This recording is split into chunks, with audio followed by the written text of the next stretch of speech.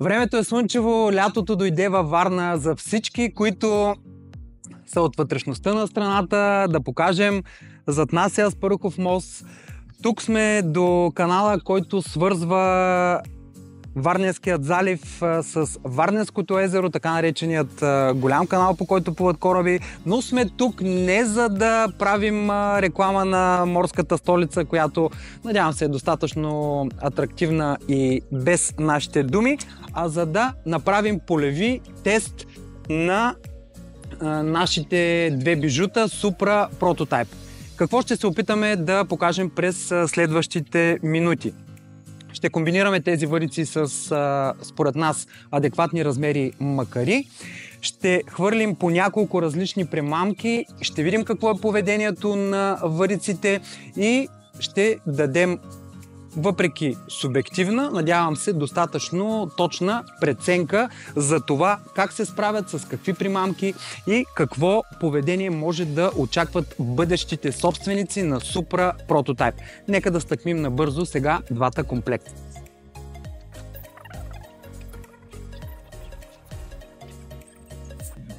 Хубаво е лятото да бъдеш на море. Supra Prototype да държиш в ръце. Ако Гумени глави правиха музика все още, щяха да направят кавър на Хубаво е лятото да бъдеш на море с Supra Prototype в ръце. Искам само да видите на слънчевата светлина тази Quattro Quad оплетка, която прави продуктите изключително и визуално приятни. Този шпигот, връзката между двете части на варицата, толкова характерен за продуктите на Graphite Leader. Виждате, също направен до съвършенство. Нека да сложим сега и две макари.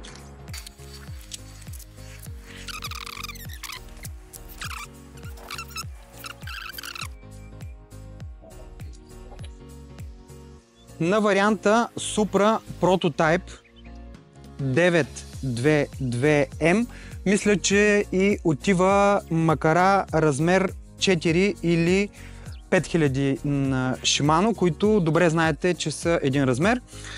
Взел съм един Twin Power, който е с размер C5000. Него ще използваме за тестовете на тази варица. Да изкараме шок лидерчето, което тук е по-дебело, и да го прекараме през водачите.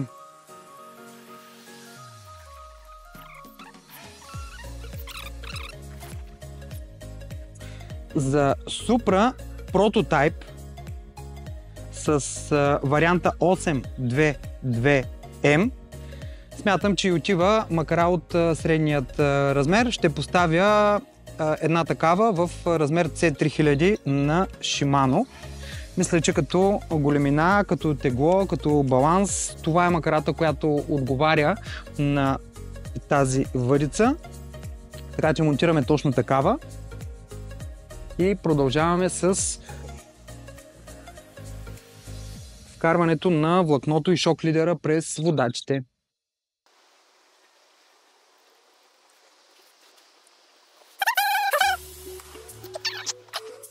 Докато вземахме позиции тук на тази площадка, просто видях няколко огромни кефала, които бяха може би между 2 и 3 кг, които спокойно си минават и си пасат водорасли в краката. И рибарското в мен веднага се активира и докато прекарвам флуорокарбона през водачите, окото ми лявото винаги гледа на там, дали няма пак да минат. Страхотни риби. Сега ще вържим по една карабинка и започваме с полевите тестове. Ще хвърлим няколко различни по размер примамки, ще видим поведението на вариците, ще видим поведението на бланките, ще се опитам да дам и адекватно мнение за дистанцията, която се постига с различните варици, с различните воблери. Първото изпитание ще бъде с по-късият вариант на Supra Prototype. Съвсем логично ще заложим на някои от най-популярните и използвани примамки, като размер, като грамаж. Все пак целта ни е всеки да добие някаква реална представа в поведението на вариците. Халука 125S е първият избор, защото категорично това продължава да бъде един от най-използваните миноли.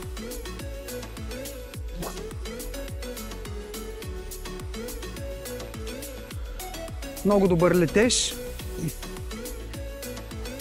Всички варици, които съм използвал до момента, всички спининги среден и висок и доста висок клас, смея да твърдя, че като далекобойност по-къста Supra се справя доста добре с тази примамка.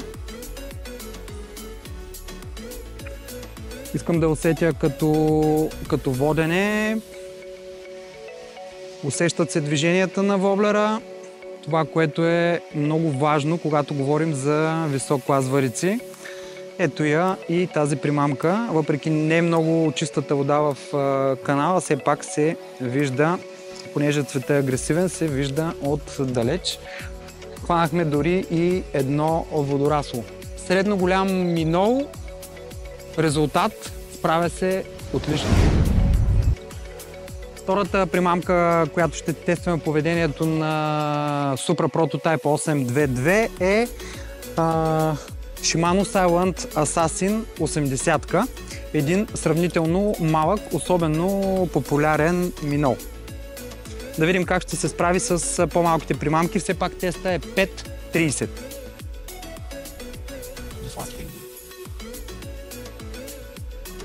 Добре. Добра дистанция, въпреки страничният вятър.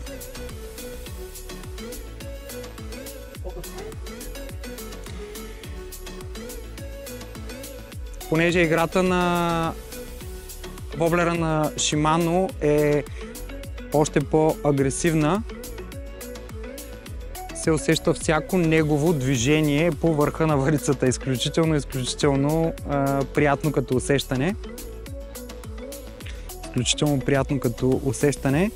За тези, които ползват воблерите на Shimano Silent Assassin, знаете, че и при равномерна проводка те имат страхотна игра и провокират удари.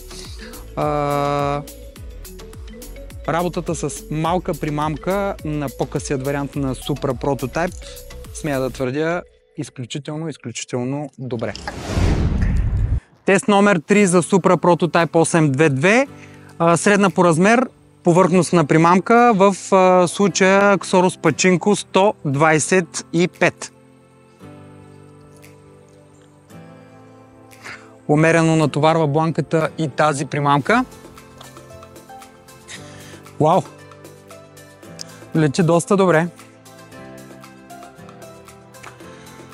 Умереният страничен вятър успява бързо да вземе влакното.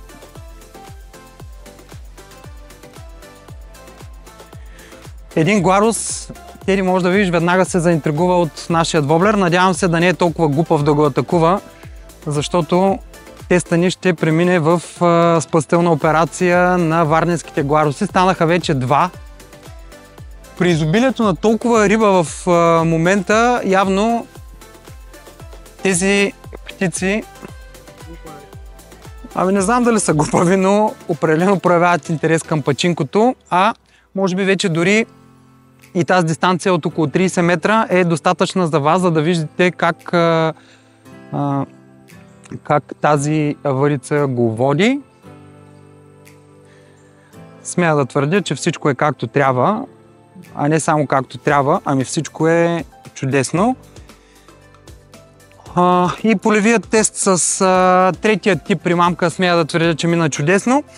Тази варица все пак има особено големи заложби, не само в хвърлянето на воблери горе-долу в тези грамажи и размери, които ви показахме. Тази варица има изключително добра чувствителност и за джик риболов. Доста добри спинингисти, близки до Goldfish, я пробваха при риболов с силикони за бяла риба, за щука, за сомове и изказват наистина страхотни суперлативи за, може би, най-важното качество на вариците при този риболов, а именно чувствителността при воденето на тези примамки.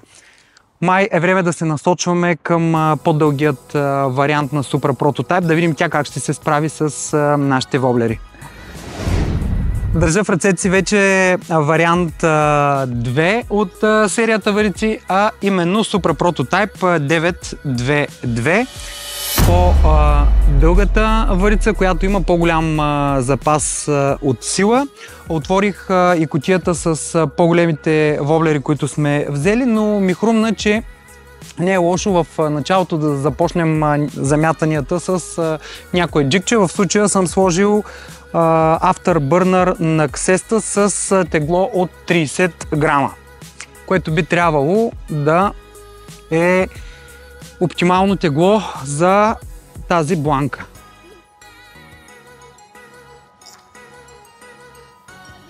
Те ли ще хванем шамандурата? Почти.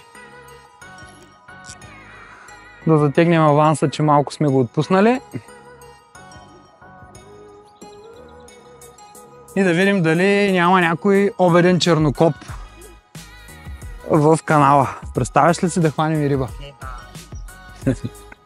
Не възлагаме такива надежди, не са ни такива намеренията. Иначе трябваше да дойдем в 5 часа да снимаме.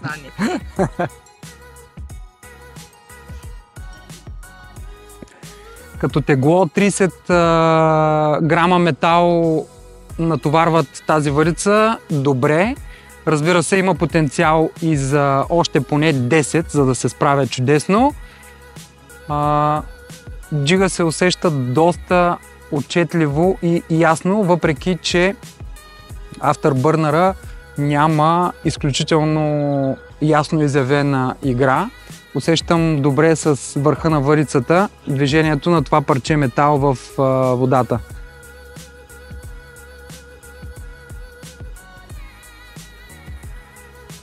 Ето я и примамката. Без риба. Без риба. Правим тестове на варици, не ходим за риба в момента. Джик 30 грамов с Supra Prototype 922. Чудесно добра комбинация. Закачил съм един от любимите си воблери, Shimano Silent Assassin Flash Boost. Средно по размер Minnow. 28 грама, една любима примамка, която, държейки в ръце, ми навява спомени за това колко риби съм хванал с нея. Да видим как ще се справи Супрота с нея. Добра дистанция.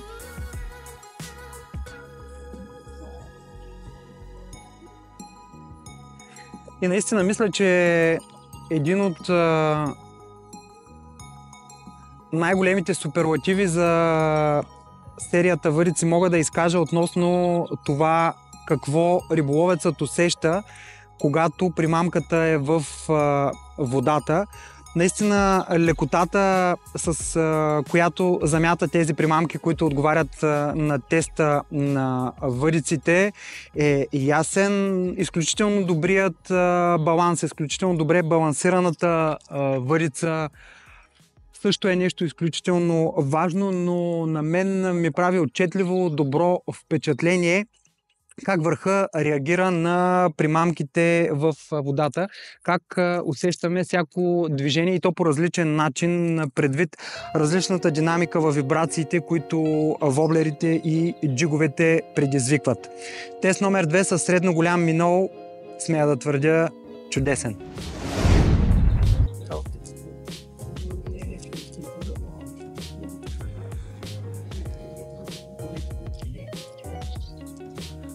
Трябваше да сложим малко по-голяма карабинка.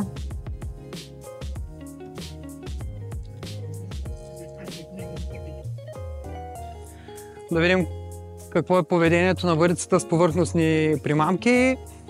Jackfin стило 210.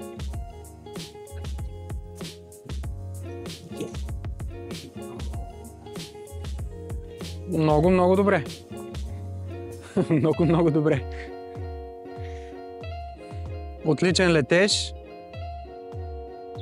Дори в момента с една идея страничният вятър, който идва от морето, намаля и коремът по линията е по-малък.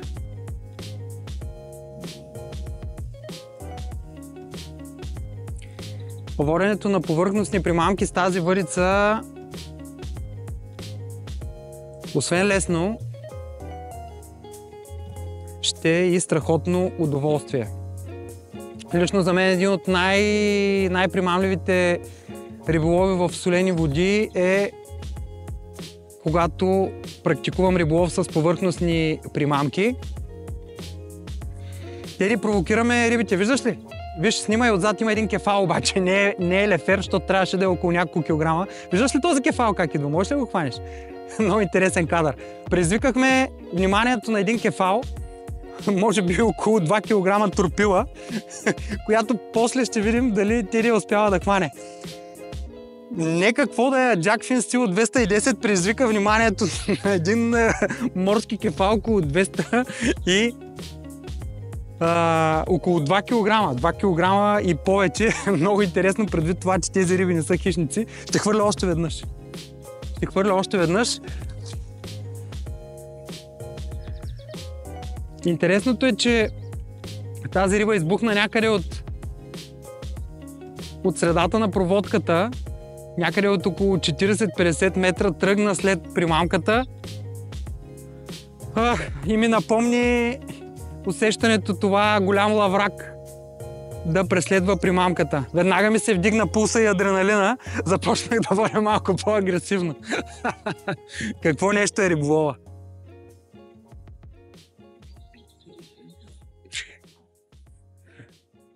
Дано сме успяли да заснемем кадрите с този кефал, защото наистина... Ето го пак! Теди пак излезе отгоре. Какво им става? Може би са в размножителен период. Буквално излезе пак. Не вярвам да е лефер. Въпреки, че беше на около 50 на метра, но не вярвам да е лефер, но този път не дойде след воблера. Страхотна забава. Ворене на игла 210 см. Чудесно. Летеж изключителен. Смея да твърдя, че и теста с този размер и тип примамки мина много добре. Време е да закачим нещо малко по-голямо. Все пак теста на въдицата е над 40 грама. 19 см минол. Взел съм едно Момотин Sea Spin 180 мм.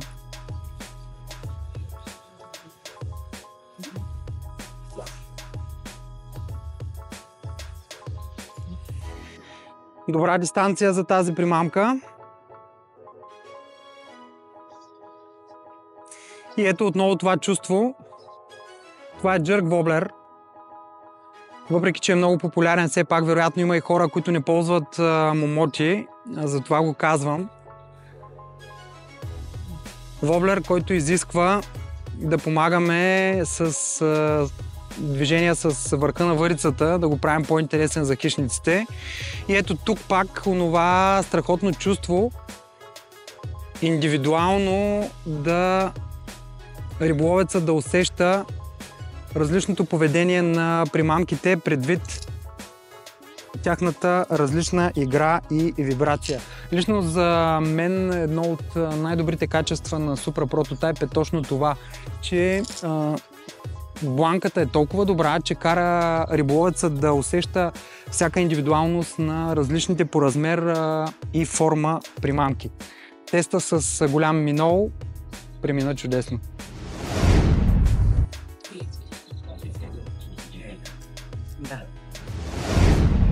Не е добре, когато върхът на въдицата е оплетен. Винаги проверявайте това преди да хвърляте. Да хвърлим и една игла на Jackfin. Последното тяхно творение, а именно стило Jointed. Една игла, която работи под повърхността.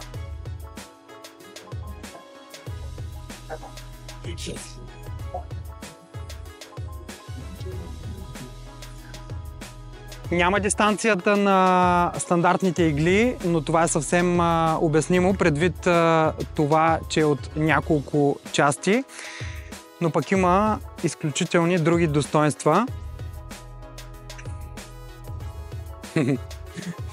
И тук отново тази вибрация в върха, тази индивидуалност, която може да се усети. Това наистина ме впечатли най-много. Сложихме цвят CUDA Killer, който ще бъде по-видим в водите на канала, свързващ морето с Варненското езеро. Ето виждате и подплашените платерини, които бягат от това чудовище стило Jointed. И работи изключително добре и с такъв тип примамки.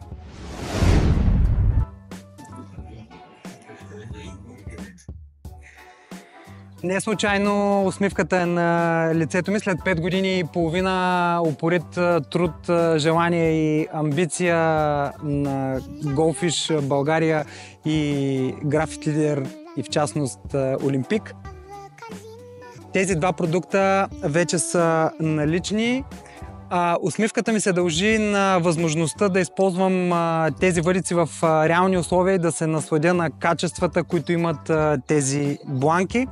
Supra прототайп вече е тук, ние сме доволни. Сигурен съм, че и хората, които ще изберат тези продукти, ще останат с такива чувства. Желаем ви страхотни емоции с нашите нови въдици.